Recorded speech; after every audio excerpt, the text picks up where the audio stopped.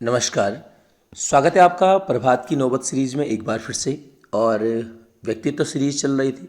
पिछले में हमने राजनीतिज्ञों के बारे में देखा। अभी हम प्रमुख वैज्ञानिकों से संबंधित जो प्रश्न बन सकते हैं, क्योंकि ज़्यादा कुछ तो इसमें है नहीं, लेकिन जो भी कुछ है आपका, जो भी प्रश्न यहाँ पर बने हैं उनसे संबंधित चीज़ें देखेंगे। और निश्चित रूप से कुछ ना कुछ आपको इस तरीके से मिलने वाला है जो शायद आप परीक्षा वाणी में न ढूंढ पाएँ। अगर आपको ना जो क्वेश्चन यहाँ पर बन पा रहे हैं परीक्षा वाणी के, अगर चाहे इस वीडियो के बाद आप ढूंढ कर देखो, अगर आपको परीक्षा वाणी में ये सब चीज़ें मिल जाएं तो तब आप परीक्षा वाणी पढ़ना सीख चुके हो। ठीक है, क्योंकि बहुत सारी चीज़ें और बहुत सारी चीज़ें हम मिस कर देते हैं वाणी में, क्योंकि हम थोड़ा सा तरीके से नहीं पढ़ पाते हैं, पूरा डिटेल में नहीं पढ़ पाते हैं। लेकिन इस वीडियो सीरीज़ के बाद मुझे उम्मीद है कि आपको पता चलेगा कि अच्छा यार, ये भी चीज़ें परीक्षा वाणी में कहाँ पर हैं, वो आपको ज़रूर मिलेंगी। ठीक है, फिलहाल आज का जो प्रश्न हमारे पास था वो ये है कि मंगरी, पंदेरू, छोया या धारू, ये किस चीज़ के लिए प्रयोग किए जाने वाले शब्द मिल जाते हैं। ठीक है, या फिर मैं अगर बात करूँ तो कुमाऊँ क्षेत्र में नौला भी कहा जाता है ना। और बहुत आसान है, उम्मीद है सभी के कमेंट आएंगे जैसे पिछली वीडियो में आए हैं। बहुत ही अच्छे आप लोगों के जवाब थे। डिस्कस करेंगे उस चीज़ के बारे में लास्ट में। ठीक है, फिलहाल पहला प्रश्न आपकी स्क्रीन पर था कि उत्तराखंड से संबंध रखने वाले किस वैज्ञानिक को अंग्रेजी सरकार ने कंपेनियन ऑफ इंडियन एम्पायर अलंकरण से सम्मानित किया है। ये यहाँ पर किया है नैन सिंह रावत जी को। देखो, नैन सिंह रावत की अगर हम यहाँ पर बात करते हैं तो वैज्ञानिक की श्रेणी में इनको रखा गया है। ये सर्वेक्षक के रूप में मिलते हैं ब्रिटिश काल में। 1830 के आसपास इनका जन्म मिल जाता है और इनके जो मुख्य कार्य मिल जाते हैं, सबसे पहले हमने 1866 में देखा है। देखो, फिलहाल परीक्षा वाणी के हिसाब से वैसे तो अलग अलग 3-4 चीज़ें यहाँ पर आपके पास मिल जाती हैं जो सर्वेक्षण इन्होंने किए हैं। 1866 में इन्होंने लासा तक का सर्वेक्षण किया है। ठीक है, लासा तक का सर्वेक्षण किया है और इस कार्य के लिए सरकार ने इनको ए कंपेनियन ऑफ इंडियन एम्पायर, हम इसको हिंदी में देसी राज्यों का साथी भी कहते हैं। इनके उपनाम में हमारे पास क्या मिल जाता है, एक आपका मौलिक पंडित नाम मिलता है, वो भी नैन सिंह रावत के लिए आपका कहा जाता है। साथ साथ में ध्यान रखना, सरकार ने इनको क्या है कि मुरादाबाद गांव की जागीर भी इनको दे दी थी। जागीर का मतलब ये होता है कि मुरादाबाद गांव से जो राजस्व आएगा वो नैन सिंह रावत को दिया जाएगा। ठीक है, इस तरीके से चीज़ें मिल जाती है। इन पर आधारित हमने पुस्तकें देखी हैं, जैसे एशिया की पीठ पर हमने देखा किसका है, शेखर पाठक की मिल जाती है। एक इन्हीं पर आधारित पुस्तक द पंडित्स मिलती है, द पंडित्स।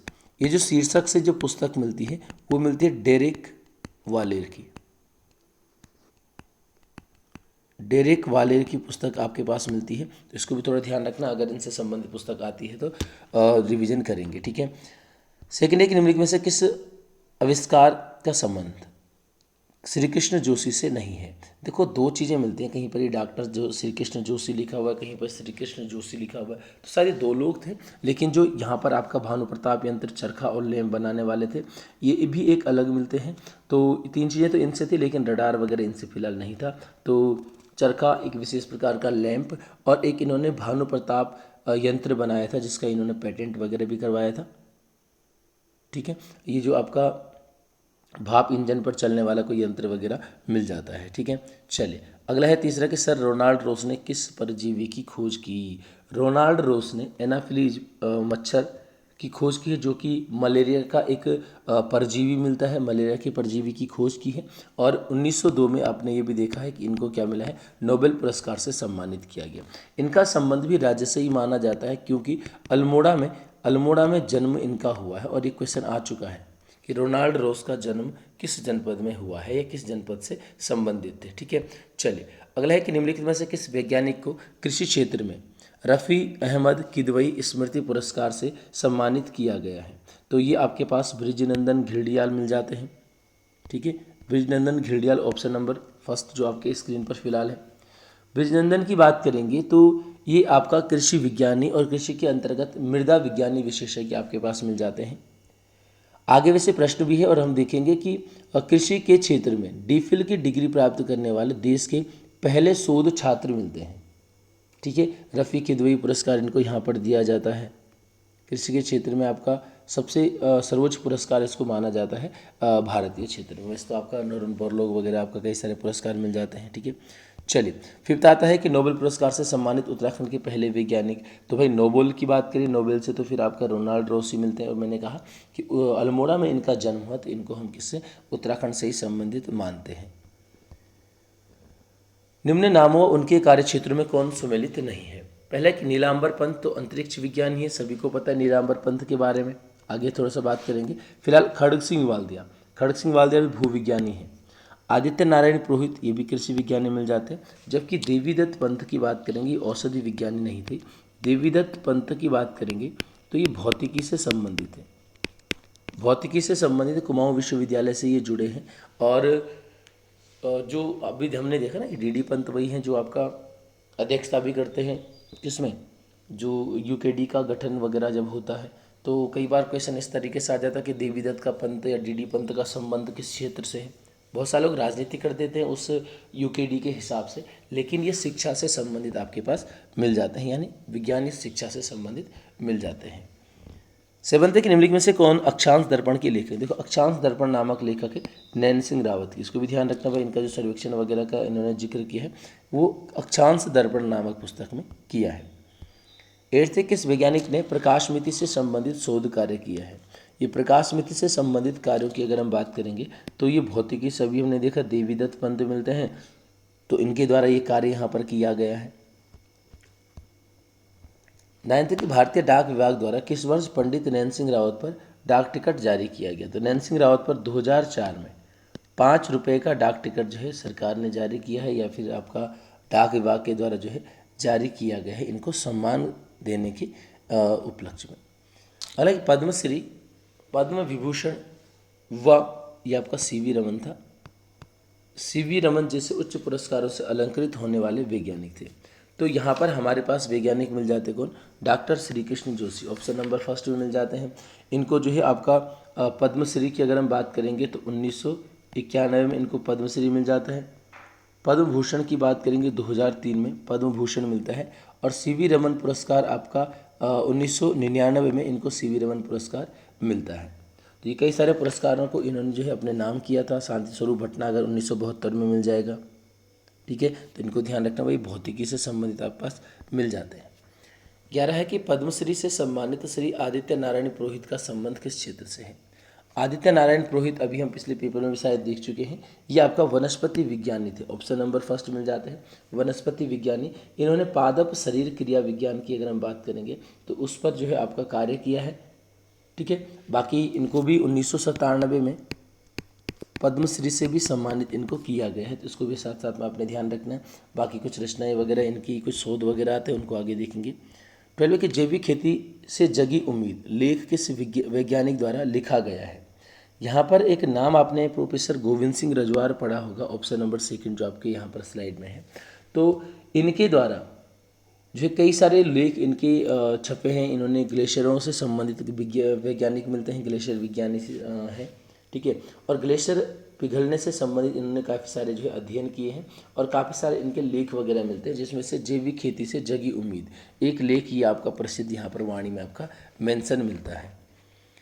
13 है कि निम्न पुरस्कारों के संबंध में सही नहीं है। खड़ग सिंह वाल्दिया पद्म भूषण 2015, आदित्य नारायण पुरोहित पद्मश्री 97 मैं बता चुका हूँ। नीलांबर पंत पद्म भूषण, देखो नीलांबर पंत को पद्म भूषण नहीं मिला था, नीलांबर पंत को पद्मश्री मिलता 1984 में। और ध्यान रखना यहाँ पर बहुत मतलब क्वेश्चन बन चुका है कि पद्मश्री प्राप्त करने वाले उत्तराखंड के प्रथम वैज्ञानिक कौन थे। तो प्रथम वैज्ञानिक में फिर आपका नीलांबर पंत का नाम मिल जाएगा पद्मश्री प्राप्त करने में, ध्यान रखना भाई, ठीक है। चलिए 14 है कि उत्तराखंड के किस वैज्ञानिक को हीरो ऑफ द इन्वायरमेंट की सूची में शामिल किया गया। तो हीरो ऑफ इन्वायरमेंट की सूची की अगर हम यहाँ पर बात करेंगे तो DP Doval, doctor DP Doval आपके पास आ जाते हैं। वाडे इंस्टीट्यूट ऑफ हिमालयन जियोलॉजी से संबंधित हैं, ये भी ग्लेशियर विज्ञानी हैं, ठीक है। और 2007 में इनको टाइम्स मैगजीन में ये नाम दिया गया था, ठीक है, 2007 में। 15 था कि प्रोफेसर दीवान सिंह भाकुनी को, प्रोफेसर दीवान सिंह भाकुनी बेटा, ठीक है, प्रोफेसर दीवान सिंह भाकुनी को किस क्षेत्र में अंतर्राष्ट्रीय ख्याति प्राप्त है। दीवान सिंह भाकुनी की अगर हम यहाँ पर बात करेंगे तो ये आपका औषधि विज्ञानी मिल जाते हैं, ऑप्शन नंबर फर्स्ट में। औषधि विज्ञानी मिलते हैं और इन्होंने भी आपका, इनको भी सीवी रमन पुरस्कार मिला 1989 में, शांति स्वरूप भटनागर वगैरह हो जाएगा, ठीक है। या फिर आपका एक रैनबक्सी रिसर्च अवार्ड के रूप में इनको सम्मानित किया गया है। 16 है कि डॉक्टर ब्रिजनंदन किस क्षेत्र में डी फिल की डिग्री प्राप्त करने वाले देश के पहले शोध छात्र हैं। देखो दोनों ऑप्शन में है, यहाँ पर मैंने कहा कि ये कृषि विज्ञानी थे और कृषि विज्ञानी के अंतर्गत मृदा विज्ञानी थे, लेकिन समस्त कृषि क्षेत्र की बात करें तो कृषि विज्ञान में ये आपका डी लिट की उपाधि, डी फिल की उपाधि, हाँ डी फिल की डिग्री प्राप्त करने वाले क्या है, देश के पहले शोध छात्र बनते हैं। तो फिलहाल कृषि विज्ञानी के हिसाब से इनको ध्यान रख लेना। 17 है कि उत्तराखंड की किस प्रयोगशाला में फ्रोजन सॉल्ट से जटिल स्पेक्ट्रा के लिए उत्तरदायी वर्ग की खोज की गई थी। अब आप सोच रहे होंगे यार कि ये कहाँ है परीक्षावाणी में, है ना, लेकिन अगर हम बात करेंगे तो ये आपका परीक्षावाणी में मिल जाएगा। नैनीताल के फोटोफिजिक्स, हाँ फोटोफिजिक्स प्रयोगशाला है नैनीताल में, ठीक है, यानी जो आपका कुमाऊं विश्वविद्यालय उसके अंतर्गत ये मिल जाएगा। वहाँ पर अभी हमने बात करी थी कि प्रकाश मिति की खोज करी है किसने, प्रकाश मिति से संबंधित खोज करी है किसने, यहाँ पर आपके पास देवीदत्त पंत ने। और फिर देवीदत्त पंत के द्वारा जो प्रकाश मिति का प्रयोग जो किया गया, या इस प्रयोगशाला में यहाँ पर क्या है, सबसे पहले फ्रोजन यूरिनल सॉल्ट के कुछ स्पेक्ट्रा वगैरह की पहचान यहाँ पर की गई है। 18 है कि पेट्रेनस गोल्ड मेडल प्राप्त करने वाले भारतीय मूल के प्रथम वैज्ञानिक कौन थे। पेट्रेनस गोल्ड की अगर हम यहाँ पर बात करेंगे तो ये आपका नैन सिंह रावत मिल जाते हैं ऑप्शन नंबर 3 में, ठीक है। तो इनको ध्यान रखना, एक विशिष्ट यहाँ पर आपका ये मेडल दिया जाता है था। 19 की निम्नलिखित में से कौन से वैज्ञानिक शांति स्वरूप भटनागर पुरस्कार से सम्मानित नहीं है, ठीक है। अब नहीं है पूछ रहे, लेकिन देखते हैं कौन कौन है। सबसे पहले हमारे पास मिलता है ऑप्शन नंबर 5 खड़ग सिंह वालदिया।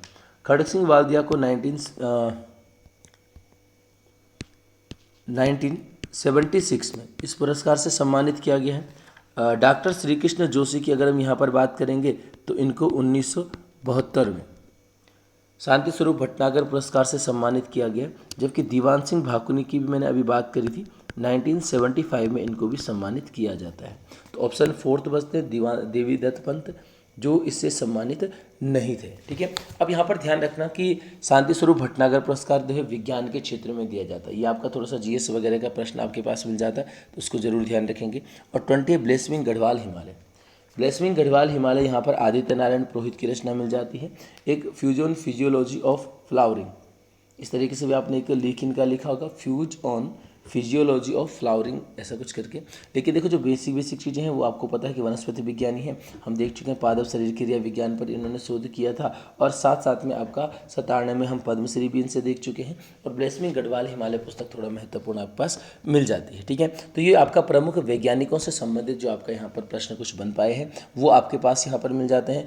आगे और भी चीज़ों की बात करेंगे, लेकिन पिछले प्रश्न का जो उत्तर है बहुत अच्छे से दिया है सभी लोगों ने, ठीक है। हमने यहाँ पर देखा था किसान शब्द, तो किसान शब्द का मतलब होता है सीधे सीधे क्या, परिश्रमी, है ना।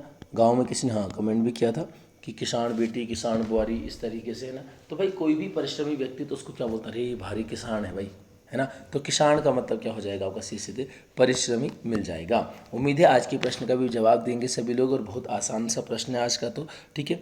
तो इस वीडियो में भाई इतना ही है, मिलेंगे अगली वीडियो में अगली सुबह को, तब तक के लिए धन्यवाद।